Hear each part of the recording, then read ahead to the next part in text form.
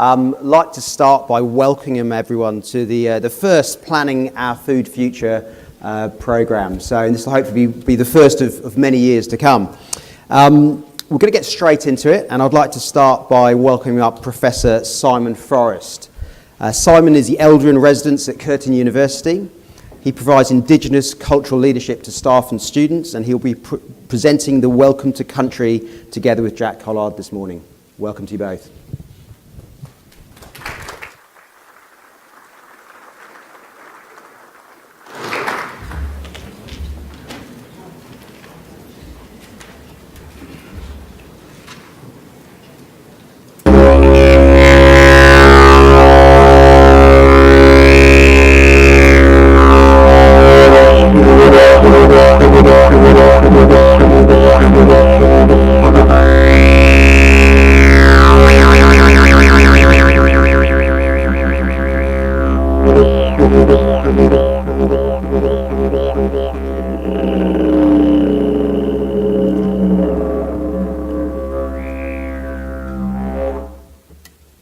Kaya. Kaya is a Noongar word for hello. And I just, before I start, wonder, you can put your hands up, if you know the Aboriginal name of this area, the CBD of Perth. That's sad, isn't it? Oh, one person's got their hand up. It's only sad one person's attempting. What's your attempt? No, that's basically the Swan Coastal Plain, but the sort of CBD area. One more? No, that's the river. Borlo. Borlo is the original name for the CBD area of Perth. At least you go away from this. Whatever you get, remember that this is the name Borlo, not Perth. Perth is where Stirling was born, in Scotland somewhere. The original name of this place is Borlo. Kaya Wanjo. Hello and welcome. My name is Simon Forrest Burungo, and I'm a Wajak Paladong Noongar with kin connections to Yamaji and Wongai peoples. I'm also Elder in Residence at Curtin University. I am of this land and place. This is my mother's maternal country. My mother can trace her maternal line back to a Noongar woman who lived in the early days of the Swan River colony. Hence, the maternal line of my family have been living a sustainable lifestyle on this land you know as the Swan Coastal Plain for 1,000 generations, or at least 40,000 years. My people know the Swan Coastal Plain as Wajak Budja, and as a Wajak elder, I'm here to give you a welcome to Wajak country. As human beings living on planet Earth, we are all, in a sense, custodians of Mother Earth while we are here. A welcome to country, however, recognises and acknowledges us as the very first Australians, and the first and continuing custodians of this land, Australia. A welcome also acknowledges that protocols of the past continue and are relevant in the present, and that this land we know as Australia was, is, and always will be Aboriginal land. Australia is one of the most culturally diverse nations on our planet. It is the cultural diversity of Australia that makes it a wonderful place to live. As individuals, as a community and as a nation, we all have a responsibility to acknowledge this. We all have to be accepting and skilled in interacting with fellow Australians who may be from different cultural backgrounds.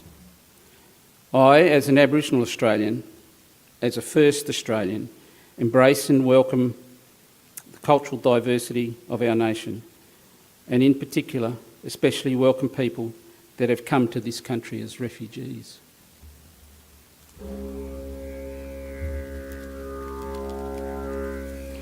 Kaya Wanju, Nan Kwel Simon Forrest Burungo. Kaya Wanju Nidya Wajak Noongar Budja, Nala Karich Noongar Mort. Kain Karich Nidya Budja. Nan Karich Noongar Kabali Borong Kori Ye.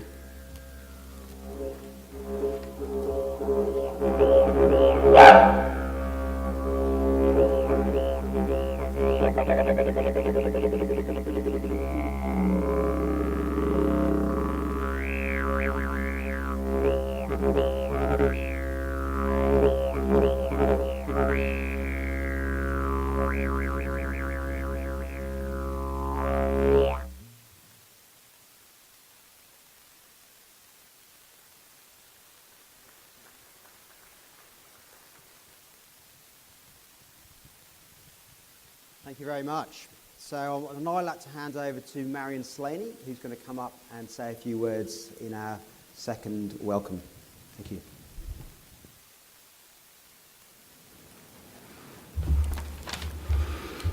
Welcome everybody.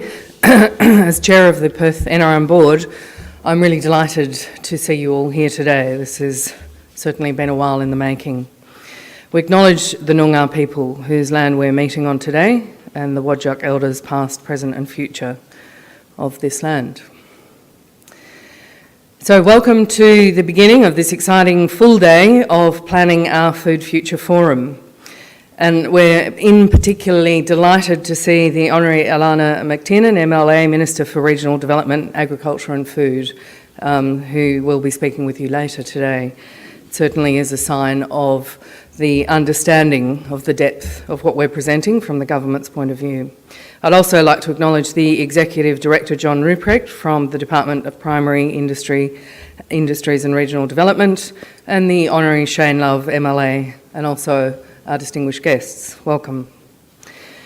The Food Futures program has been on the agenda for some time at board discussions, and certainly this particular day has been 4 years in the making.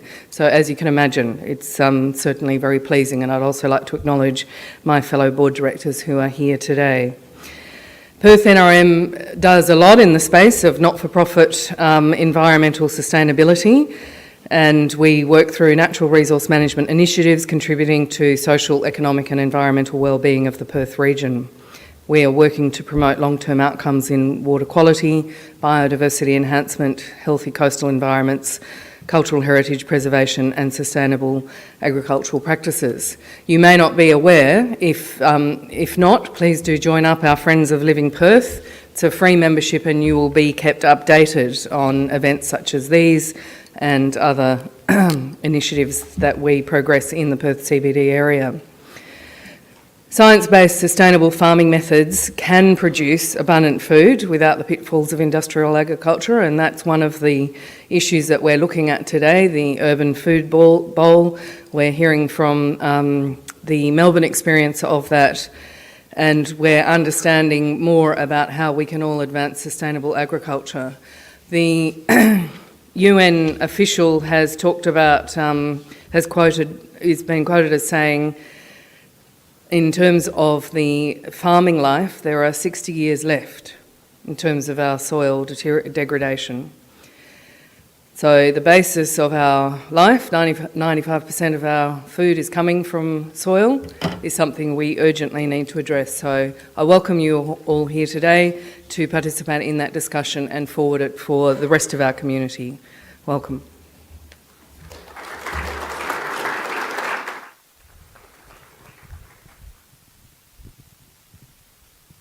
Thank you very much, Marion. I'd now like to welcome Minister Alana McTiernan from the MLC, who's going to come up and give us a presentation.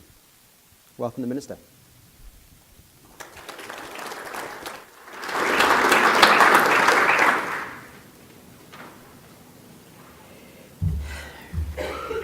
Well, thanks very much. Great to be here. To my parliamentary colleague Shane Love. Shane, you're here somewhere. I've got you on my notes.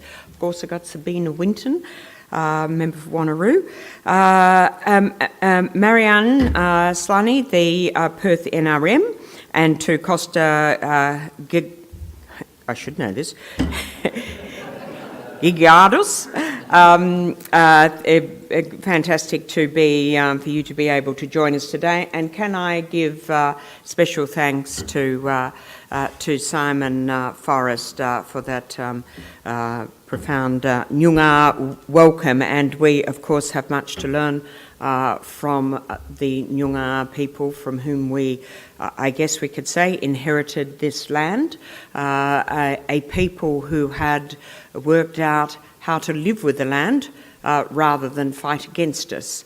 And indeed, I think there are many messages there that we need to incorporate, and that our science has been somewhat monodimensional in its approach, and we've lost many of the insights, and which I guess is some of the commentary I want to make today.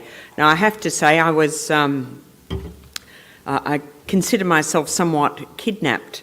A few weeks ago, I was in the Great Southern, and I was invited to what I thought was going to be one of those fabulous long table, dinners with, all the fine wines and fancy food and beautiful setting, and I was inveigled to come to this. I was staying down in Albany that weekend, so I drove to the Parongarups, and it was not quite the elegant setting that I had expected. In fact, it was about -5. I was dressed for the classic long table dinner, so although I got pneumonia whilst there, I had the most incredible experience because it was an event that was packed full of regenerative farmers and who had really, and the discussions that I had there really solidified some of the learnings, I guess, that I'd been making in the last 6 months in my time in this portfolio, and it did bring back those discussions that we used to have around 40 years ago when I was a university student. We were all into permaculture. That was the great rave at the time. And one moves on and gets on with one's life and leaves that hippie stuff of permaculture to one side. But coming back to that, you find that there is some very, very profound lessons there, and there's some real red flags that are being raised that require us to perhaps now reconsider the way that we have been approaching our agriculture. Now, we all need food to survive as organisms, and modern agriculture has been very much focused on pumping that food out. But whilst we need food to survive, it really is the question of the quality of food that we need to thrive. This is not all about just producing sufficient calories, because quite clearly the composition of the food that we eat can have a major impact on us, on our health. And really the complex biochemistry of our food interacting with that microbiota that really makes up the human being. We are a walking refectory of all these little bugs that need to be nourished at the right rates to keep us functioning. This is now a major area of health research, but it is also an area that agricultural production must take equal notice of. And you'll all recall in the 1960s, the great science drove the Great Green Revolution, where we had this burgeoning population, and how are we going to feed the masses? And through that, we certainly saw massive increase in the productivity, at least in the short term, of cereal production. We developed high-yield varieties and fertilisers and pesticides, and the machine really cranked those calories out.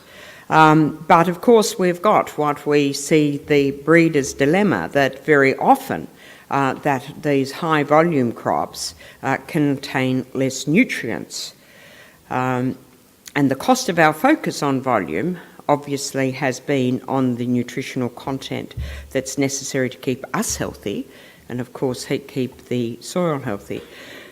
Charles Massey, who I've now been a convert, so when I was abducted in the Parongarups, when they packed me off finally, coughing, I was given the call of the reed warbler, which I sort of read and was just absolutely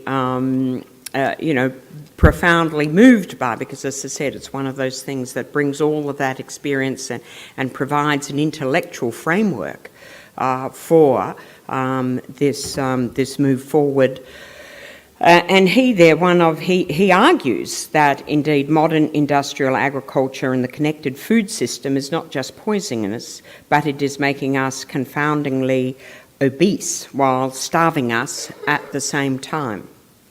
Now, of course, these are very harsh words, and we have to be careful about being too extreme and obviously alienating many of the people that we want to encourage into contemplation and development of a different approach. But it is interesting that for the first time we are now seeing that for the first time really for over a century that we're seeing life expectancy is in fact in decline, and this is at a time where there is so much more wealth, conventionally defined, in our communities across the world.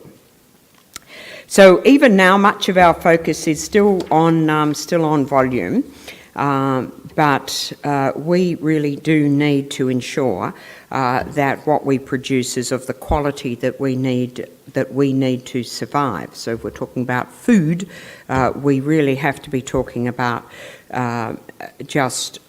not just the volume, but really very much that quality. And planning and support for sustainable food futures is critical, but as I said, the focus needs to be as much on quality. And to ensure that we take steps to guarantee the sustainability of our land so that it can produce food of nutritional value and produce that for generations to come. Now, I'm really pleased to have met now farmers who have already embraced this in their business model and who have adopted the regenerative farming practices. But in developing our urban and peri-urban food bowls, whether it's the Perth Food Zone, the North Wanneroo Horticultural Area, or other developments around the metropolitan area in this first food bowl, I think we have a lot more work to do to get those more sustainable ecological models to the fore. And there is a clear role for government here, in my view, and I'm very pleased to see John Ruprecht, our senior person in irrigated agriculture here, because we have best been working through how we can set up an ag tech fund that very much focuses on these practices, and we're hoping that over the next few months, and perhaps inspired in part by the work that we see here, that we will be able to make some paths forward. We are certainly in the business now of going out there and employing more horticulturalists to help us do this. But we are rebuilding those capabilities in DAFWA, because it is true that I think we would have to say that over the past 5 years in particular, but perhaps longer, there has been a growing tendency to vacate that field with the argument that the private sector, agronomists and all, can provide that advice to farmers. But we observe that many such advisors also receive commissions from producers of fertilisers, pesticides, or farm machinery, and that this advice may not be in the farmer's long-term interest, possibly sucking growers into a costly vortex as more product is piled on to remedy the problem generated by the last non-systemic solution. So we need to get back in there. We need to get back there into the R&D, into an R&D that focuses on the whole systems, and then we need to work very, very closely with industry to translate that research, because we need to have both of those things happening. Now, of course, in Perth we've got proximity to market, and it is interesting that there are, beyond the sustainability or the farming method, there are health and economic benefits for buying local. Much of the research around food miles has focused on reducing carbon emissions, of course a very important goal, but we think there's more to it than that, and there is research that says that long distance transport is reducing the nutritional potency of our food, and that nutritional losses occur even with excellent storage conditions. Now, We can't have fresh fruit and veg store on every corner, but certainly improving the production of and demand for local produce will get WA produce into more WA stores. And we think there's a lot that can be done. I had some work put together to show how much fruit and veg that we are bringing in from the eastern states, those GST gobblers. So, you know, we've got to get our own back by growing our own fruit and veg. We've got $130 million worth of fresh fruit and veg is coming across the Nullarbor each year. You know, all the food miles embedded in that, decline in nutritional value, and loss of our opportunity. So we've also got another 44 million of fruit and veg that is brought in from overseas, and another 80 million in processed fruit and veg. So whilst we spend a lot of time talking about developing export markets, there is an enormous role for import replacement here in Western Australia. So we're very keen to be working with our growers with the Buy West, Eat Best program, which really empowers shoppers to clearly identify food products that have been grown, farmed, fished and produced right here in Western Australia. So it's a good example of how it's a successful program, and we know that because the growers buy in, and they wouldn't be buying into it if they weren't getting something out of it. So it really is helping us build a very strong, economically strong local food sector. So guys, I'm really pleased too that the NRM groups and so many of you are taking up this issue. I can assure you that I want to work with you to make sure that we have an industry that really captures the essence of the science around regenerative farming, so that we can produce stuff that is really good for our people, and at the same time know that we are adding benefit to the value of our soils and our land. So thanks very much.